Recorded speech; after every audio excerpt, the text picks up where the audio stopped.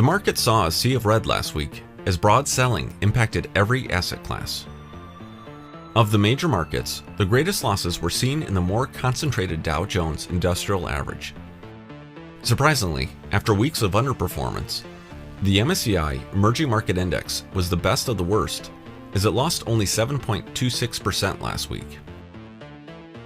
What is most remarkable about this sell-off is that the S&P 500 traded to new all-time highs of 3,380.45 just a week earlier on Thursday the 20th. This became the fastest 10% market correction in the history of the S&P 500. It also marked the largest weekly decline since the financial crisis of 2008. While the drop in the market wasn't the largest single-day drop on record in percentage terms, the Dow Jones Industrial Average experienced its largest single-day point drop on Thursday. By the end of the week, all 5 of the major markets sit negative for the year, with the Dow Jones reflecting a double-digit loss.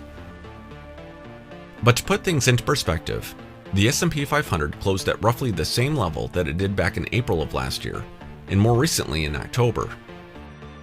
While these events can feel catastrophic in the moment, at least for the S&P 500, it has fallen back to a level that it has spent much of last year trading around. The sell-off was largely caused by further unsettling news around the global supply chains of companies that span from the tech space to consumer goods. Every sector was hit last week, with only the communication services sector managing to hold off from giving back over 10% last week. Meanwhile, energy experienced the largest pullback. The drop in energy was fueled by falling oil prices, as the S&P GSCI Crude Oil Index fell 16.12% last week. As the coronavirus continues its spread around the globe, oil demand has fallen precipitously due to both government-imposed travel bans as well as self-imposed travel limitations by the general population. The flight out of equities led to demand for treasuries and consequently lower rates.